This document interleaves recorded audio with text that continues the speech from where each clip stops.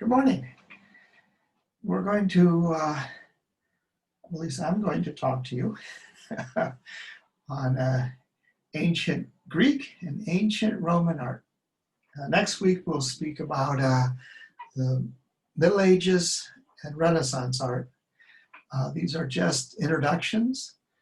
There is additional material available to you under the content browser. So if you have any questions, you can contact me. I have posted a 7th question, and I intend to have a question available each week. Remember, I'm asking you to write 10 of them. Write on 10 of these questions. Have it to me, if possible, by Thanksgiving break, certainly before the semester ends. This is a quarter of your grade, so don't overlook that. So again, very briefly, we'll speak about the Greeks and Romans today. Next week, I have right here listed Middle Ages, the Renaissance, and then in 2 weeks will be our second exam. The second exam will cover, let me share a screen.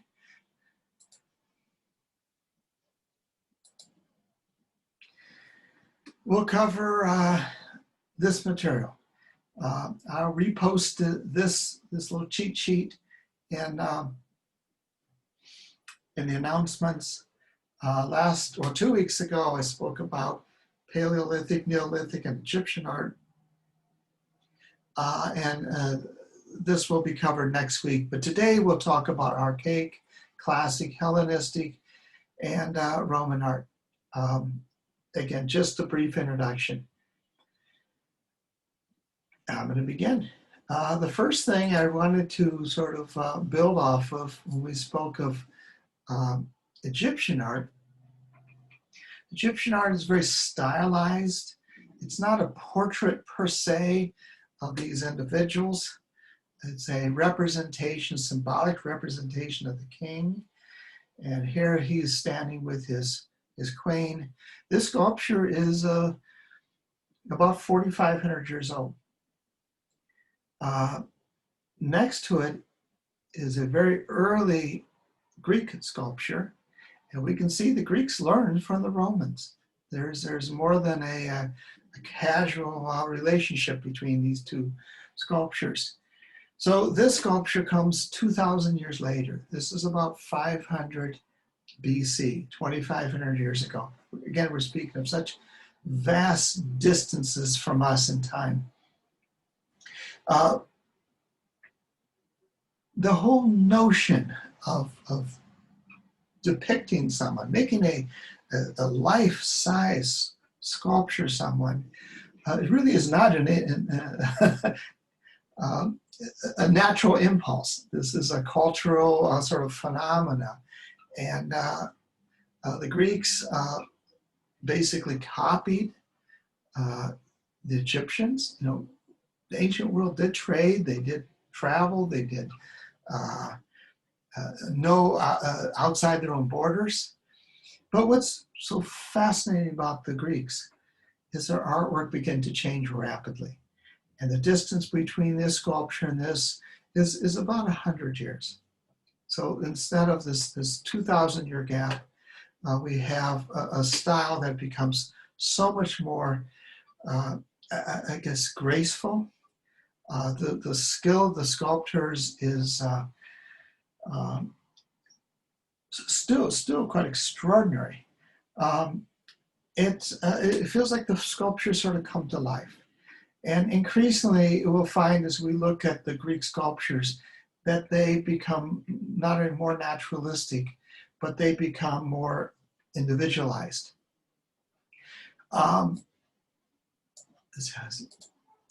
In fact, I'm just going to skip ahead to this area here, and we'll look at, again, what is considered classical sculpture.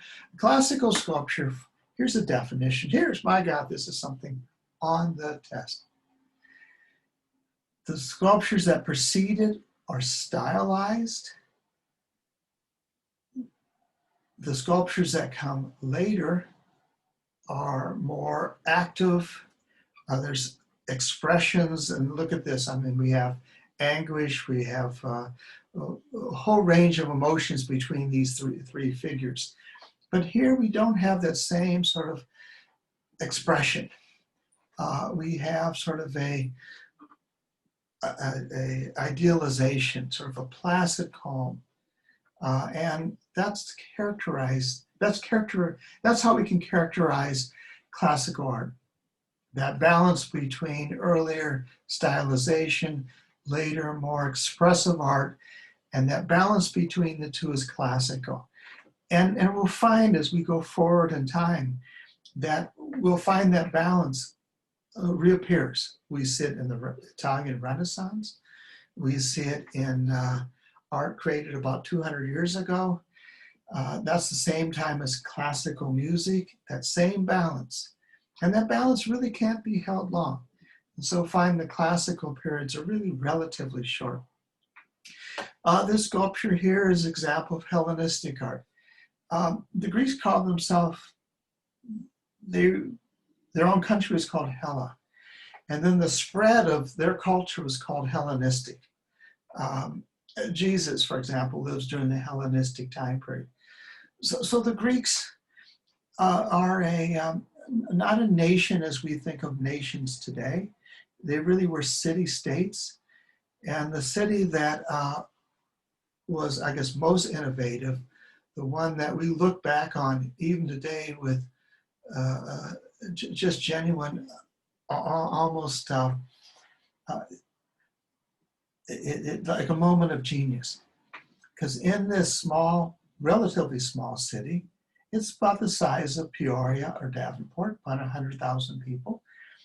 This is some 2,500 years ago. The city creates, in many ways,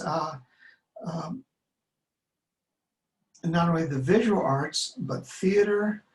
We have a sense of what their music was like. Their painters were as famous as their sculptors.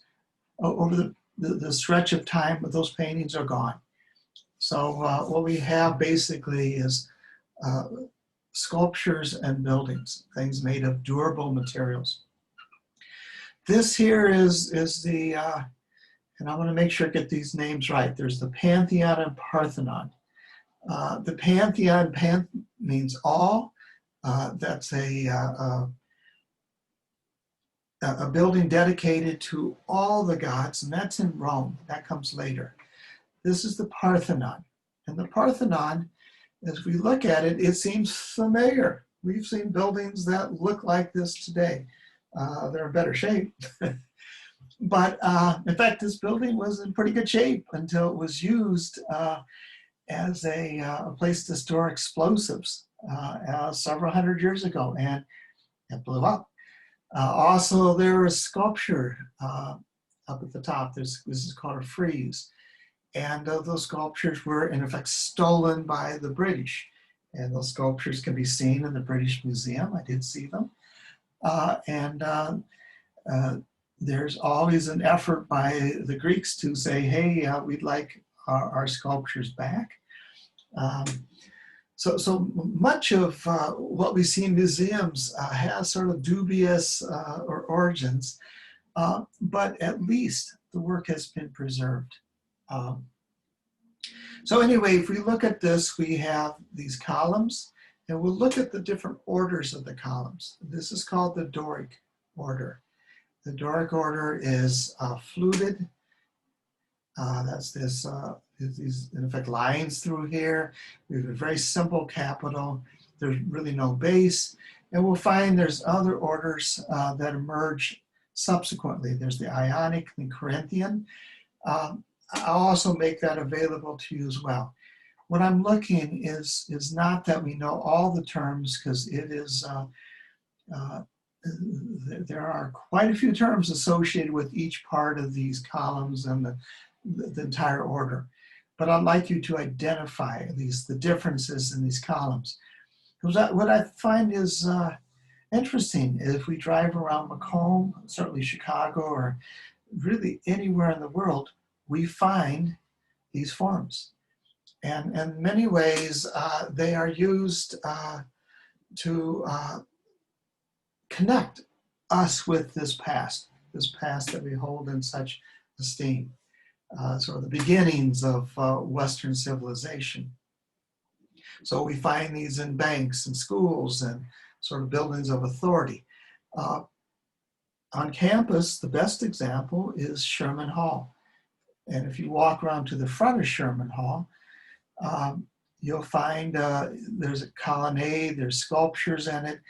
And the question I just posted is going to ask, what is, well, I'm sorry, it's the one next week, is going to ask, what is classical about the facade, the front of the building? I'm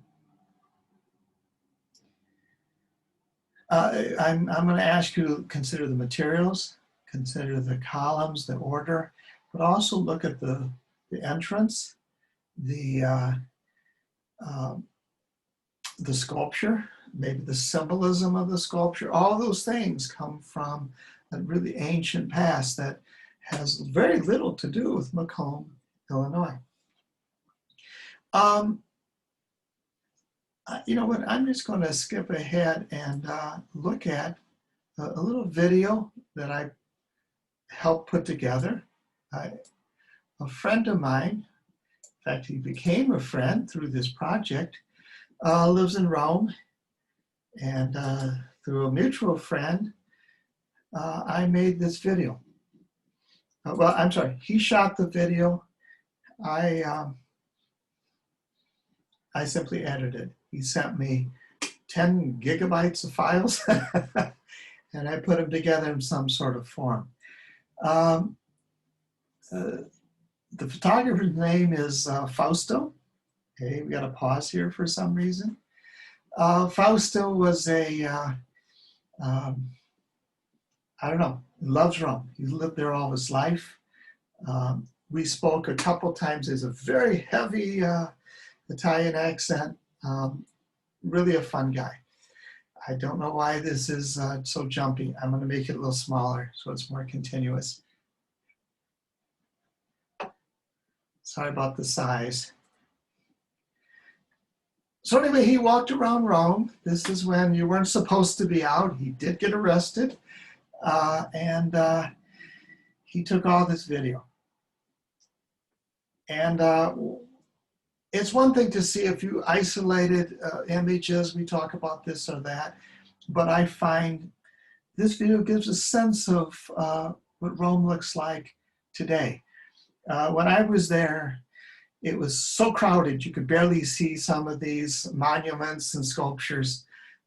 So to see it with empty streets is, even for myself, sort of a stunner. Rome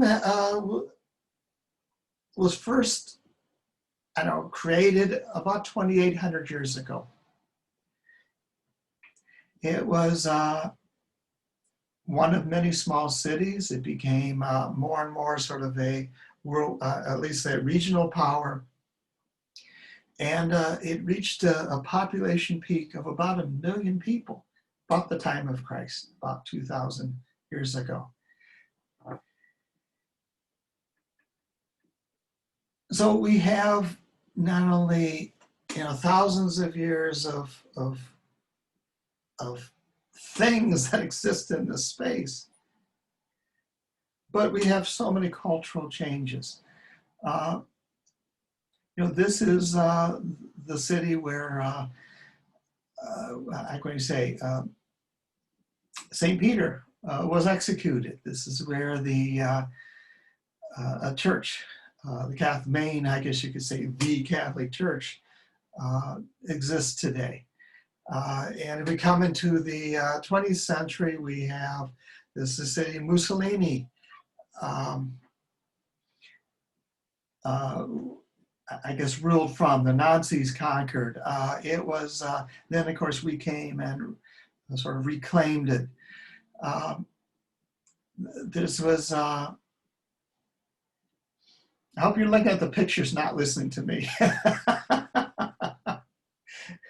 I'm struggling to speak because I have so much I'd love to say. You know, I'm interrupting myself. I'll let this go about a minute more, and we can say St. Petersburg, St. Peter's. Canto means song. This is how I divided up these videos. This is actually I mentioned the Pantheon. This is the Pantheon, at least the entrance to it. This building is nearly 2,000 years old. It's a on the interior. I'll make sure I post pictures of the interior of it. It is a huge dome, and when the Renaissance began, they took it on a challenge to equal this dome. This is something, so as a cultural challenge, is to recreate, or at least to equal what these giants had done, 1,500 years before.